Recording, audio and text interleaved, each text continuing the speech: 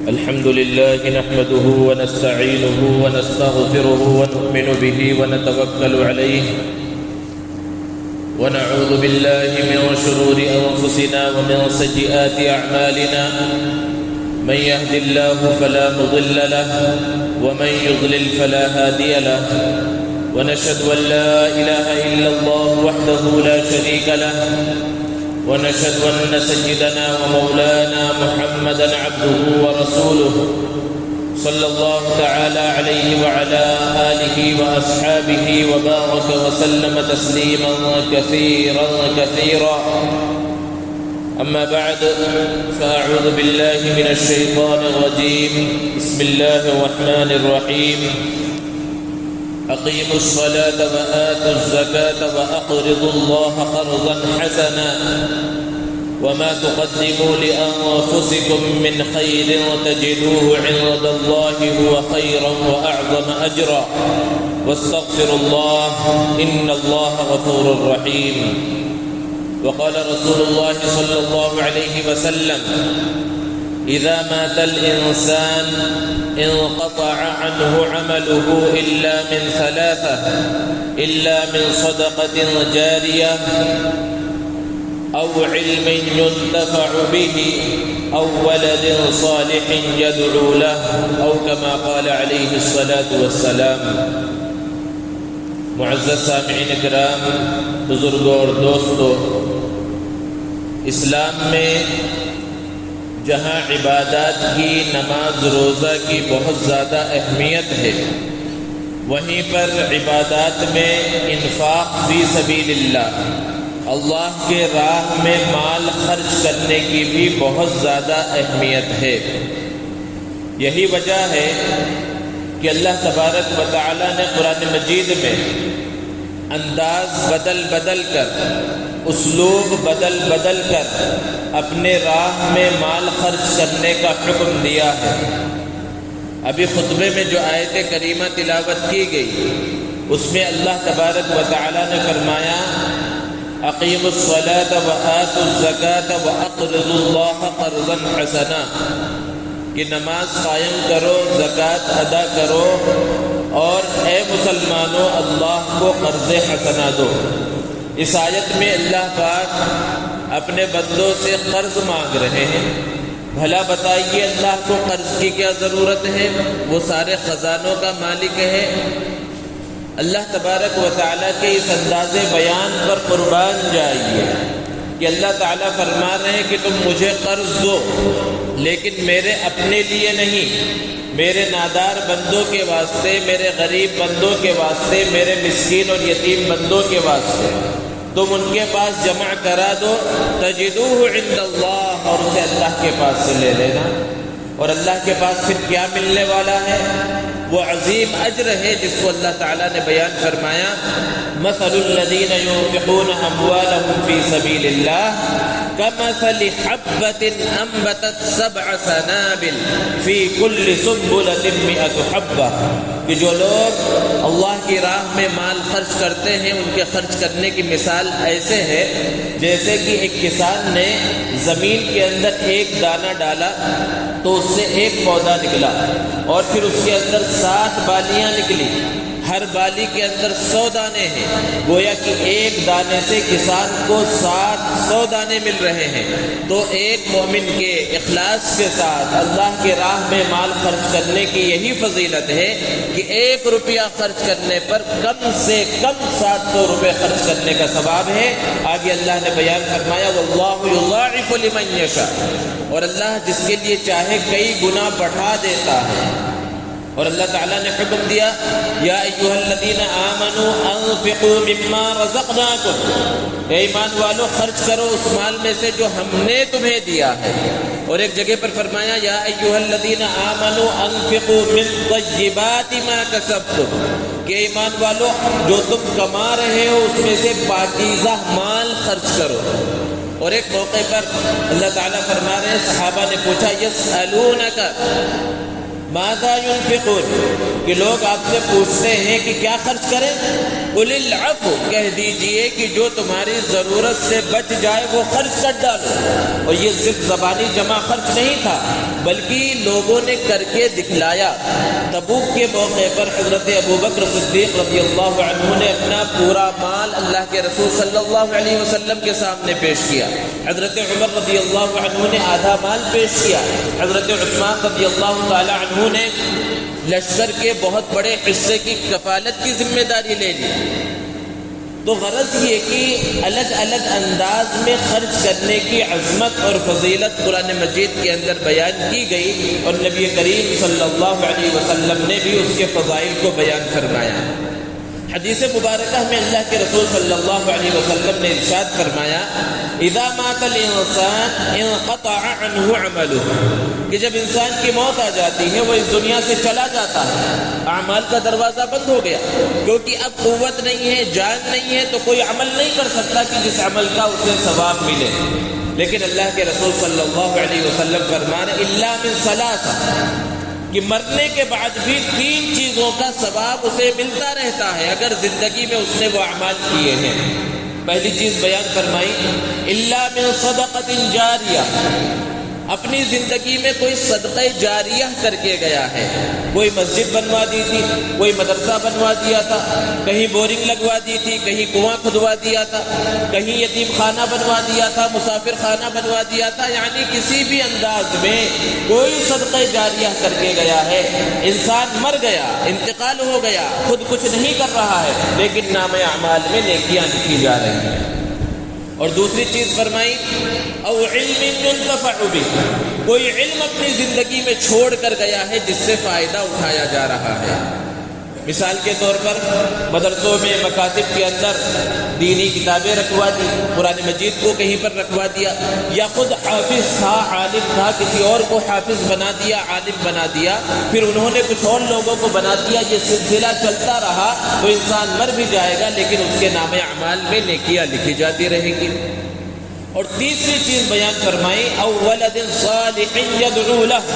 یا نیک اولاد چھوڑ کر گیا ہے۔ نیک اولاد کو چھوڑ کر جانا یہ خود ایک بہت بڑی نیکی ہے کہ وہ جتنے بھی نیک اعمال کرتے رہے گی اس کا ثواب اس کے والد کو ملتا رہے گا۔ لیکن اللہ کے رسول صلی اللہ علیہ وسلم نے فرمایا کہ وہ نیک اولاد کیسی ہے، یدعو لہ، جو اس کے لیے دعا بھی کرتی ہے تو پھر اس کے نام اعمال میں اضافہ ہوتا رہتا ہے۔ تو غرض یہ کہ زندگی میں اگر بندہ کچھ ایسے اعمال کر کے چلا جائے جس کا فائدہ بعد کے لوگ اٹھاتے رہیں تو اس کا ثواب اسے ملتا رہتا ہے۔ اور اس کے اندر ایک اہم چیز جس کو بیان کیا گیا وہ ہے صدقہ جاریہ۔ صدقے کی 2 صورتیں ہیں، ایک یہ ہے کہ وقتی طور پر کسی کی مدد کرنا، جیسے کہ کوئی بیمار ہے، اس کے پاس علاج کے واسطے پیسے نہیں ہیں، آپ نے اس کا علاج کروا دیا، اس کے علاج میں حصہ لے لیا۔ کوئی بھوکا ہے، آپ نے اسے کھانا کھلا دیا۔ کوئی بچہ ایسا ہے جس کے پاس یونیفارم خریدنے کے پیسے نہیں ہیں، آپ نے اسے یونیفارم خرید کر دے دیا۔ کسی کی فیس جو ہے آپ نے ادا کر دی۔ تو یہ چیزیں وقتی ہیں کہ وقتی طور پر ضرورت تھی، آپ نے مدد کر دیا، اس کا فائدہ ہو گیا، آپ کو ثواب مل گیا۔ اور دوسری چیز ایسی ہے کہ ایسے اعمال میں آپ نے حصہ لیا کہ جو آپ نے عمل کیا اسی وقت ختم نہیں ہو گیا بلکہ وہ لمبے عرصے تک باقی رہا، اس کا فائدہ باقی رہے۔ اور اس کی صورت یہ ہے کہ کہیں مسجد تعمیر ہو رہی تھی، آپ نے مسجد کی تعمیر میں حصہ لے لیا، مدرسے کی تعمیر میں حصہ لے لیا، کہیں پر بورنگ کھدوا دی، یا ایسا کوئی عمل کروا دیا جس کا ثواب بعد میں بھی جاری رہے گا، لوگ جب تک فائدہ اٹھاتے رہیں گے۔ تو یہ بعد میں جو ثواب جاری رہے، لوگ فائدہ اٹھاتے رہیں، اسی میں سے ایک شکل جو کہلاتی ہے وہ ہے وقف۔ وقف کی بھی یہی صورت ہے، اور آپ گزشتہ ایک لمبے عرصے سے وقف کے بارے میں بہت زیادہ سن رہے ہوں گے۔ ہر جگہ پر وقف کے بارے میں بات ہو رہی ہے، وہ پارلیمنٹ سے لے کر روڈ تک ہر جگہ پر وقف کے بارے میں تذکرہ ہو رہا ہے۔ اس بات کو سمجھنے کی ضرورت ہے کہ وقف کی حقیقت کیا ہے۔ وقف کے معنی روکنے کے ہیں۔ مطلب یہ ہے کہ کوئی بندہ اپنی جائیداد، اپنا مال اللہ کی رضا کے واسطے کسی کو دے دے، کہیں پر وقف کر دے، اور اس اصل جائیداد کو روک لیا جائے اور اس سے منافع حاصل کیے جائیں اور لوگوں کی مدد کی جائے، یہ اصل میں وقف ہے۔ عام لوگوں کی مدد کرنا، وقتی طور پر کسی کی مدد کرنا، یہ وقف نہیں کہلاتا۔ یہاں تک کہ کسی کو گھر کی ضرورت تھی، آپ نے گھر بنوا کر دے دیا، یہ وقف نہیں ہے، یہ صدقہ ہے، صدقہ جاریہ ہو سکتا ہے۔ جب آپ نے گھر اس کے حوالے کر دیا، سامنے والا گھر کا مالک ہو گیا، آپ کی ملکیت سے وہ چیز نکل گئی، وہ گھر اب وہ جس طرح چاہے استعمال کرے، خود رہنا چاہے خود رہے، بیچ دینا چاہے بیچ دے، کسی کو ہدیے تحفے میں دینا چاہے دے دے، یہ سامنے والے کی مرضی ہے۔ لیکن وقف کے اندر ایسا نہیں ہے۔ وقف کے اندر جو واقف ہوتا ہے، شریعت کی اصطلاح میں واقف کہتے ہیں، یعنی وقف کرنے والا، اللہ کی رضا کی خاطر مال کو دینے والا، تو جب یہ اپنی جائیداد کو، اپنی زمین کو، اپنے مال کو وقف کرتا ہے تو یہ اس کے قبضے سے، اس کی ملکیت سے تو نکل جاتی ہے، لیکن سامنے والے کسی شخص، کسی فرد، کسی تنظیم کی ملکیت میں وہ چیز داخل نہیں ہوتی، بلکہ اس کا مالک اللہ رب العزت ہوتا ہے۔ اسی لیے کہا جاتا ہے کہ یہ وقف اللہ کا ہے، وقف کی ملکیت اللہ کی ہے۔ اسی لیے کسی کے لیے درست نہیں ہے کہ اس کے اندر تصرف کرے۔ تصرف سے مراد کہ اس کے اوپر قبضہ کر لے اور اپنی مرضی کے مطابق جو چاہے کرے، یہ گنجائش وقف کے اندر نہیں ہے۔ اور یہ وقف کی تاریخ کوئی نئی نہیں ہے، بہت پہلے سے وقف کا سلسلہ چلا آ رہا ہے۔ حضرت عیسیٰ علیہ السلام کی والدہ حضرت مریم جب پیدا ہوئی تو ان کی والدہ نے نظر مانی تھی کہ اگر بیٹا پیدا ہوگا تو وہ اللہ کی راہ میں وقف ہوگا، مسجد اقصیٰ، بیت المقدس کی خدمت کے لیے وقف ہوگا۔ لیکن بیٹی پیدا ہوئی تو وہ پریشان ہوئی، لیکن اللہ کی طرف سے حکم آیا ہم اس کو بھی قبول کریں گے، تو حضرت مریم کو مسجد اقصیٰ کی خدمت کے لیے وقف کیا گیا۔ اور پھر زمانے جاہلیت میں بھی وہ لوگ جو بہت ساری برائیوں میں مبتلا تھے لیکن وہ بھی وقف کرتے تھے، کعبہ کے نام پر، کعبۃ اللہ کے نام پر قیمتی چیزیں وقف کیا کرتے تھے۔ اور روایتوں کے اندر ہے کہ ان کی وقف شدہ چیزوں کو جمع کیا جاتا تھا، پھر کسی جگہ پر دفن کر دیا جاتا تھا، بلکہ بعض روایتوں سے پتہ چلتا ہے کہ کعبۃ اللہ کے اندر وہ قیمتی چیزیں دفن کر دی جاتی تھی۔ اور پھر سب سے پہلا اسلامی تاریخ کے اندر سب سے پہلا وقف وہ پیارے آقا محمد عربی صلی اللہ علیہ وسلم کا وقف ہے کہ آپ صلی اللہ علیہ وسلم جب ہجرت کر کے مدینۃ المنورہ پہنچے تو وہ زمین جہاں پر مسجد نبوی موجود ہے، دو یتیم بچوں حضرت سہل اور سہیل سے آپ صلی اللہ علیہ وسلم نے اس زمین کو خریدا اور مسجد نبوی کے واسطے آپ صلی اللہ علیہ وسلم نے وقف کیا۔ اور پھر اس کے بعد دیکھیں حضرت عثمان غنی رضی اللہ تعالی عنہ نے کنواں خرید کر مسلمانوں کے لیے وقف کیا۔ اکابر صحابہ ہیں، کسی نے باغ وقف کیا، کسی نے کچھ وقف کیا، یہ سلسلہ جاری رہا یہاں تک کہ حضرت عمر فاروق رضی اللہ تعالی عنہ کا دور خلافت آیا، اور حضرت عمر رضی اللہ تعالی عنہ کے زمانے میں سب سے بڑا وقف کیا گیا، اور ان کے زمانے میں وقف کے قوانین متعین کیے گئے کہ کس طرح وقف کو استعمال کیا جائے گا، اس کے قوانین کیا ہوں گے، یہ سارا سلسلہ اس زمانے کے اندر طے کیا گیا۔ اور پھر اس وقت سے لے کر 1450 سال کا زمانہ گزر چکا ہے، مسلمان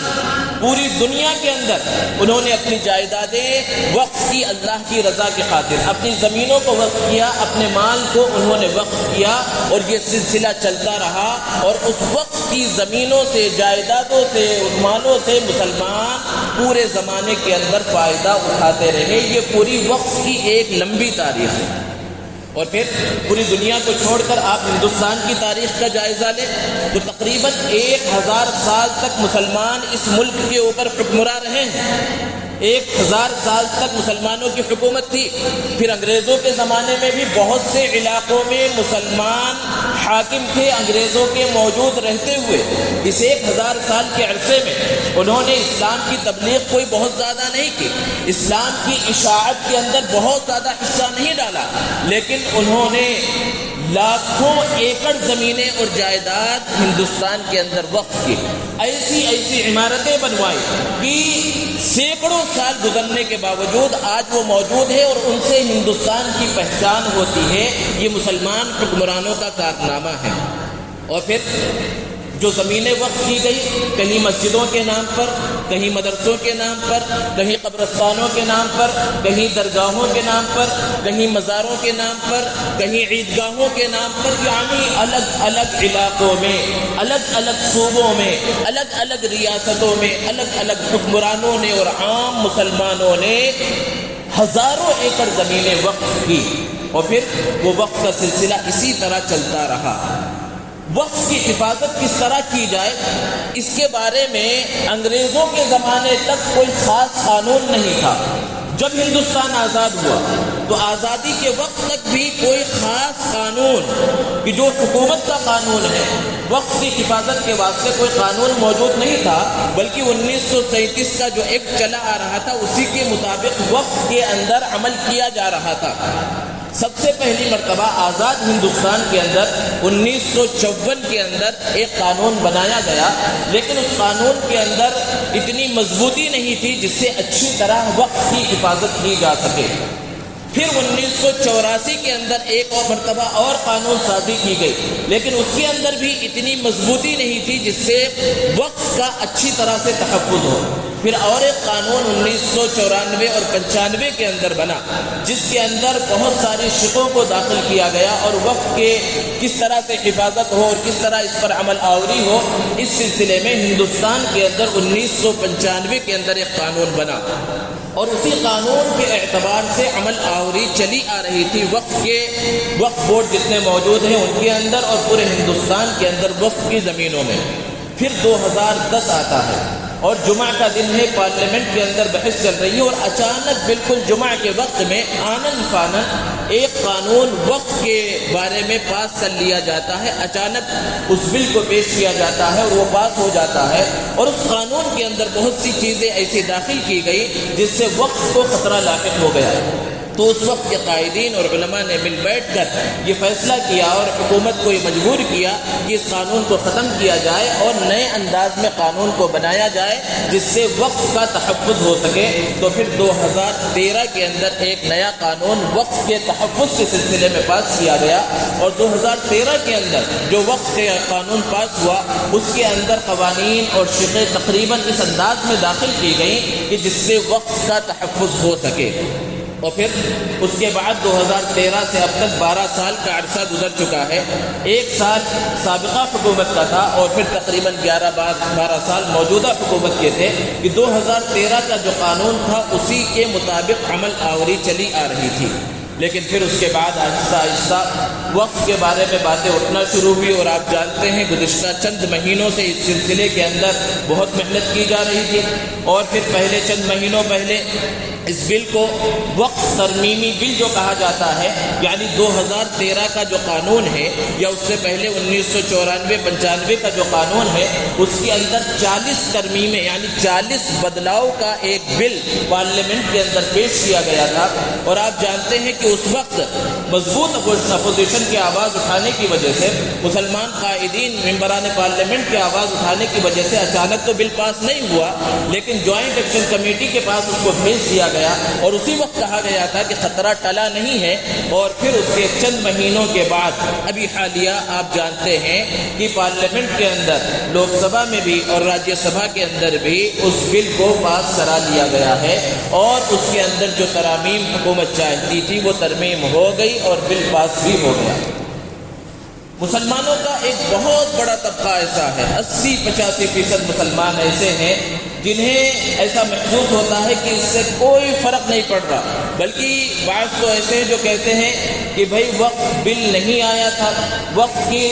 جو قانون ابھی پاس ہوا ہے اور جو نافذ ہوا ہے اس سے پہلے اس وقف کی جو کہہ رہے ہیں آپ لاکھوں ایکڑ زمینیں ہیں، جائیداد ہے، اس سے ہمیں کیا فائدہ پہنچ رہا تھا، وقف کا نیا قانون آ گیا تو اس سے ہمارا کیا نقصان ہونے والا ہے۔ ایسی باتیں مسلمانوں کی زبانوں سے نکل رہی ہے، اور یہ حقیقت ہے۔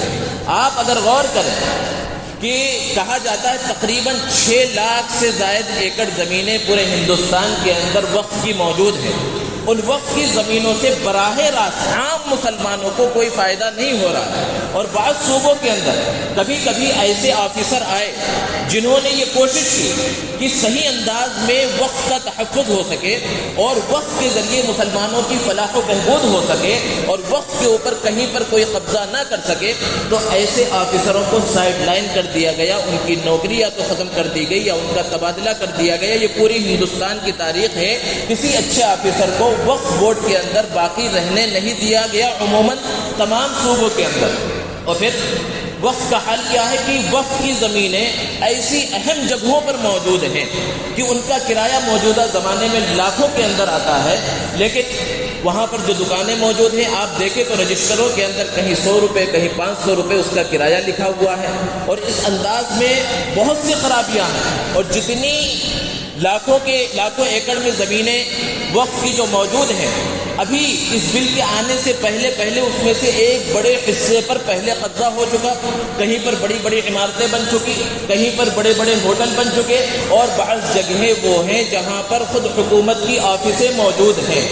تو مسلمان پہلے سے اس بات کا مطالبہ کر رہے تھے کہ ٹھیک ہے بڑی بڑی بلڈنگیں بن گئی، بڑے ہوٹل بن گئے، لیکن ہے تو وہ وقف کی زمین کوڑیوں کے بھاؤ یا مسلمانوں کی غداری کی وجہ سے، دھوکے کی وجہ سے وہ غیروں کے پاس چلی گئی۔ ٹھیک ہے وہ بلڈنگیں نہیں توڑی جا سکتی، وہ ہوٹل نہیں توڑے جا سکتے، وہ حکومت کی آفیسیں نہیں ختم کی جا سکتی، تب بھی قانون کے اعتبار سے اس کا جو کرایہ آتا ہے وہ وقف بورڈ کو ادا کیا جائے، تاکہ وقف بورڈ مسلمانوں کی فلاح و بہبود کے اندر اس پر عمل کر سکے۔ یہ تو پہلے کی باتیں تھیں،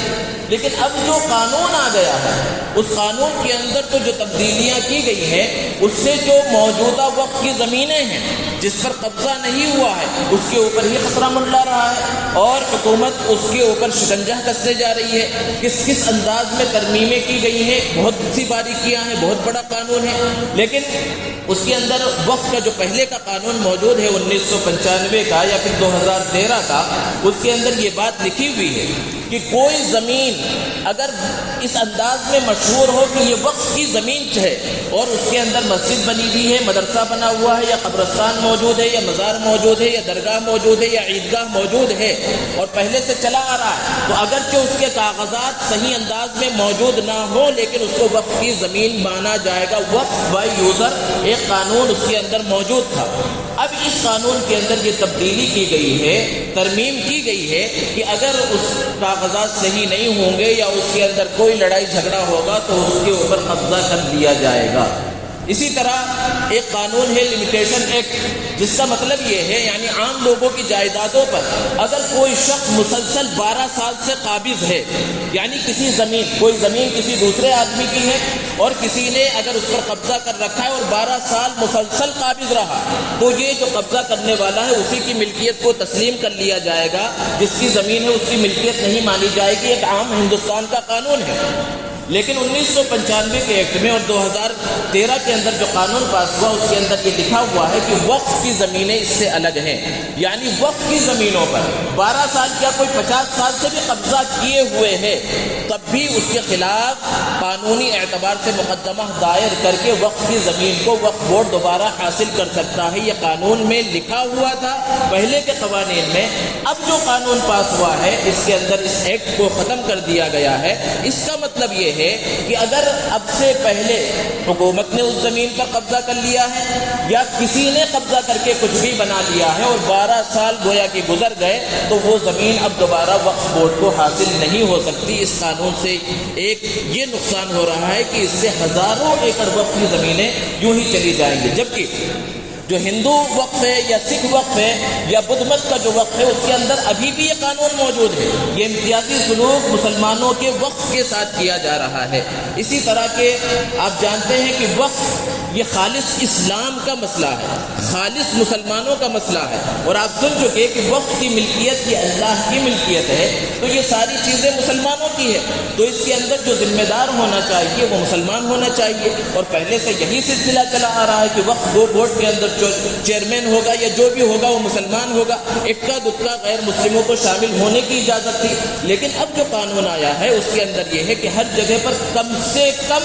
2 غیر مسلم ہونا ضروری ہے، اور 13 تک اس کو بڑھایا جا سکتا ہے۔ یہ قانون کے اندر یہ بات آئی ہے، جبکہ ہندو وقف جو ہے اور اس کے علاوہ دوسرے مذاہب کا جو وقف ہے اس کے اندر صراحتاً یہ بات لکھی ہے کہ ہندو وقف کے اندر کوئی بھی دوسرے مذہب والا شخص داخل نہیں ہو سکتا ذمہ داروں کے اندر۔ تو یہ تفریق کی جا رہی ہے۔ اس طرح کی بہت ساری ترامیم وقف کے قانون کے اندر کی گئی ہیں۔ اب ایسے حالات میں ہماری ذمہ داری کیا ہے؟ دوستو، جو قانون تھا وہ تو پاس ہو چکا، اور پھر مسلم پرسنل لا بورڈ، جمعیت علماء اور دیگر بہت ساری تنظیمیں اور بہت سارے غیر مسلم حضرات اور بہت سے مسلمان انفرادی طور پر سپریم کورٹ جا چکے ہیں۔ سپریم کورٹ کے اندر اپنا مقدمہ اس بل کے خلاف انہوں نے دائر بھی کر دیا ہے۔ تو ایک تو قانونی جنگ ہے، اور دوسری طرف مسلم پرسنل لا بورڈ نے جو کہا ہے کہ اس کے خلاف ہم احتجاج بھی کریں گے، کیونکہ اگر مسلمان کسی بھی مسئلے پر یوں ہی خاموش بیٹھا رہے تو آہستہ آہستہ شریعت مطہرہ پر اسی طرح کے حملے کیے جا رہے ہیں۔ لیکن جو احتجاج ہوگا وہ کس انداز کا احتجاج ہوگا؟ وہ مسلم پرسنل لا بورڈ کی طرف سے جاری کیا جائے گا، اور مسلمان خصوصاً ہمارے نوجوان اس بات کو خاص طور پر ذہن میں رکھیں کہ جوش کے اندر کہیں ہوش نہ کھوئے، کہیں پر کوئی غیر قانونی کام نہ کریں۔ کہیں احتجاج کا اگر اعلان بھی ہوا ہے تو اس احتجاج کے اندر سیکولر پارٹیوں کی جانب سے جو کیا جائے گا، مسلم پرسنل لا بورڈ کی طرف سے جو کیا جائے گا، یا کسی بھی تنظیم کی طرف سے جو کیا جائے گا، اس کے اندر خاص طور پر اس کا خیال رکھیں کہ امن و امان باقی رکھیں، قانون کو نہ توڑیں۔ قانونی اعتبار سے انشاءاللہ اس کے اندر آپ آگے بڑھتے رہیں تو اللہ کی مدد شامل حال ہوگی۔ اور سب سے اہم چیز اور اصل چیز یہ ہے کہ مسلمانوں کے اوپر مشکل وقت آ پڑا ہے، اور اس مشکل وقت کے اندر اللہ رب العزت کی طرف رجوع کی بھی ضرورت ہے۔ اسباب سب کچھ اپنی جگہ پر، اور یہ دنیا دار الاسباب ہے، اسباب کے بغیر کچھ ہونے والا نہیں ہے۔ آپ کو ہاتھ پیر مارنا ہے، آپ کو محنت کرنی ہے، آپ کو کوشش کرنی ہے، سب کچھ کرنا ہے، اور اپنے بس میں جو ہو سکتا ہے اس کو کرنا ہے، پھر فیصلہ اللہ پر چھوڑنا ہے۔ لیکن اس سے پہلے اللہ کو منانا بھی ہے، اللہ کو راضی بھی کرنا ہے، رونا ہے، گڑ گڑانا ہے، اللہ تبارک و تعالیٰ سے مانگنا ہے تاکہ یہ مشکل حالات ختم ہوں۔ اور ایسا نہیں ہے کہ مشکل حالات پہلی مرتبہ مسلمانوں کے اوپر آئے ہیں۔ آپ پوری 1450 سالہ تاریخ کو اٹھا کر دیکھیں تو پتہ چلے گا کہ کیسے کیسے مشکل حالات آئے ہیں، اور کیسے کیسے ظالم آئے ہیں۔ ابو جہل آیا، ابو لہب آیا، اور پھر اس کے بعد تاتاری آئے، چنگیز خان آیا کہ بغداد اور آس پاس کے علاقوں کو تہو تاراج کر دیا، مسلمانوں کو ہزاروں لاکھوں کی تعداد میں وہاں پر شہید کر دیا، اور سب کچھ ہوا، لیکن مسلمان ختم نہیں ہوئے، اسلام ختم نہیں ہوا، اسلام کا پیغام ختم نہیں ہوا۔ تو ایسے اور بھی بہت سے ظالم آئیں گے، اور بہت سے مسلمانوں کے دشمن آئیں گے، اور سب کا وقت انشاءاللہ ختم ہو جائے گا۔ لیکن یہ اس وقت ہوگا جب مسلمان ایک تو متحد رہیں، آپس میں لڑائی جھگڑا نہ کریں، اللہ رب العزت کی طرف رجوع کریں، اللہ رب العزت کے احکامات کی فرما برداری کریں، اور پھر جائز حدود کے اندر رہتے ہوئے اسباب کو اختیار جو کیا جا سکتا ہے اس کو اختیار کریں گے تو ضرور اللہ رب العزت کی طرف سے مدد آئے گی۔ اللہ تبارک و تعالی ہم سب کو شریعت مطہرہ پر صحیح انداز میں عمل کرنے کی توفیق عطا فرمائے، اور وقت کا تحفظ فرمائے۔ وآخر دعوانا الحمد للہ رب العالمین۔